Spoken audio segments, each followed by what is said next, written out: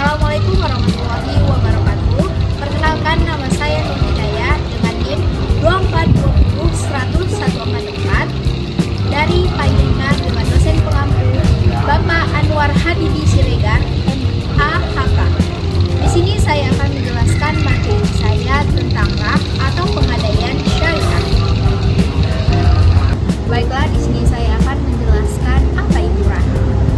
RAH adalah akad dalam hukum Islam yang berarti menahan atau menjadikan suatu barang sebagai jaminan, yang dimana si nasabah memberikan barang berharganya kepada pihak bank untuk mendapatkan pinjaman.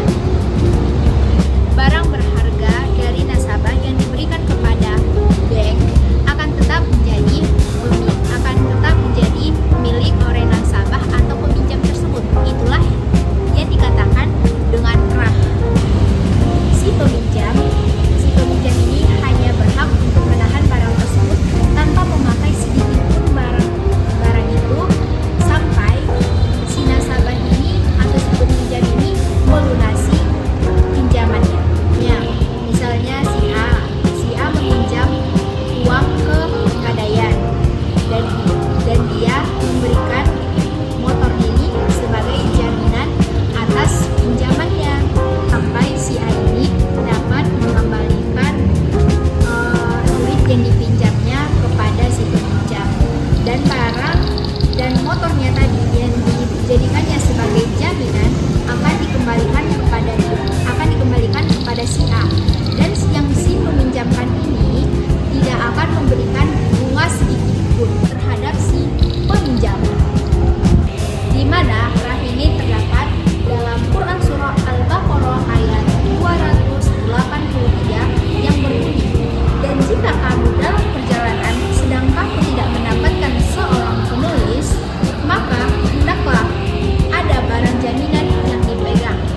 Tetapi jika sebagian kamu mempercayai sebagian yang lain, maka hendaklah yang dipercaya itu menunaikan amanatnya atau hutangnya, dan hendaklah ia bertakwa kepada Allah Subhanahu wa Ta'ala, dan janganlah kamu menyembunyikan kesaksian, karena barang siapa menyembunyikan maka sesungguhnya ia adalah orang yang berdosa. Nah, ayat ini menjelaskan atau memaparkan tentang landasan utama konsep RAH di dalam Islam. Ayat ini juga menegaskan bahwa barang jaminan boleh digunakan sebagai pegangan atau akad utang piutang, terutama ketika pencatatan atau saksi sulit dilakukan. Ada di dalam Al-Mudaththir ayat 38 yang berbunyi, kullun nafsin bima kasabat rahina, yang artinya tiap-tiap diri bertanggung jawab apa yang telah diperbuatnya. Ayat ini secara konteks berbicara tentang tanggung jawab manusia atas amal perbuatannya di akhirat. Namun kata rahna yang digunakan dalam ayat ini memiliki makna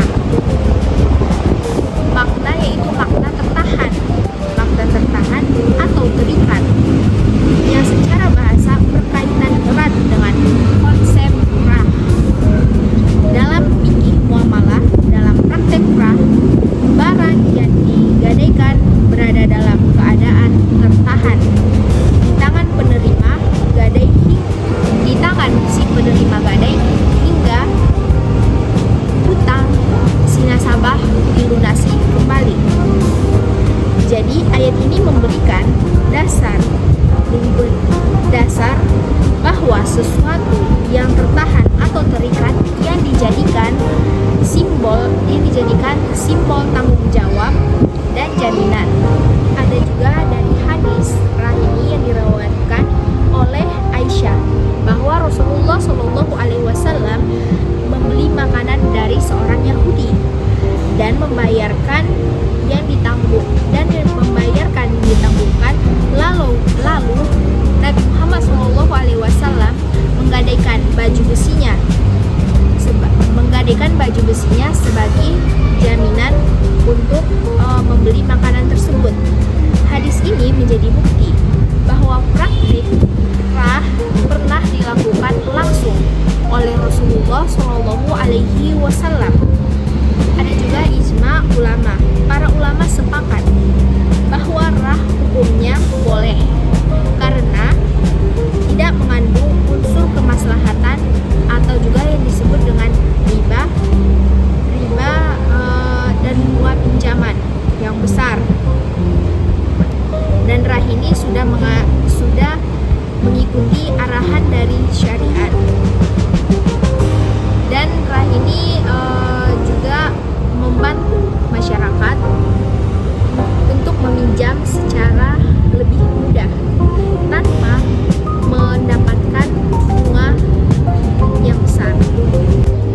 Jadi rah ini menjadi suatu instrumen strategi yang tidak hanya relevan dalam konteks keuangan, tetapi juga dalam membangun masyarakat yang adil, sejahtera, dan berorientasi pada kemaslahatan bersama. Prinsip yang ditekankan dalam rah ini adalah keadilan, amanah, dan ketakwaan. Ada juga beberapa dari syarat rah. Pertama itu orang tersebut harus berakal sehat, cakap hukum, dan melakukan rah ini atas keinginannya sendiri tanpa paksaan dari orang lain. Dan juga barang yang dijaminkan harus jelas dan bisa untuk dijadikan sebagai jaminan. Dan barang yang dijaminkan ini jelas dan dapat diperjualbelikan lagi.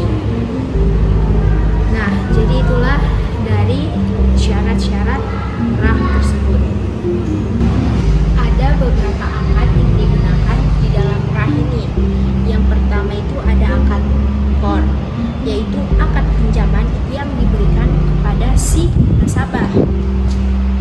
Yang kedua itu akad roh, akad penyerahan barang sebagai jaminan seperti yang saya jelaskan tadi. Yang ketiga itu ada akad ijarah, yang dimana akad biaya penitipan dan pemeliharaan barang gadai. Biaya yang digunakan bukan bunga pinjaman, tetapi biaya jasa pinjaman, bukan riba ya. Dan ada juga hak dan kewajiban dari pihak hak rah, yaitu mendapatkan pinjaman, menerima kembali barang setelah utang lunas. Dan juga itu sudah saya jelaskan seperti yang tadi, mendapatkan sisa hasil penjualan barang apabila ada kelebihan. Kewajiban dari rah ini adalah melunasi utang secara tepat waktu seperti kesepakatan dari kedua belah pihak. Dan juga hak murtahin, menahan barang sampai utang dilunasi, mendapatkan biaya pemeliharaan. Dan kewajiban dari si murtahin ini adalah menahan barang sampai utang dilunasi oleh si nasabah, mendapat dan menjaga dan yang memberi pinjaman harus menjaga barang dari si nasabah dengan baik. Contoh dari rah yang dapat dijadikan sebagai jaminan yang paling populer pada saat ini, yang pertama itu ada emas,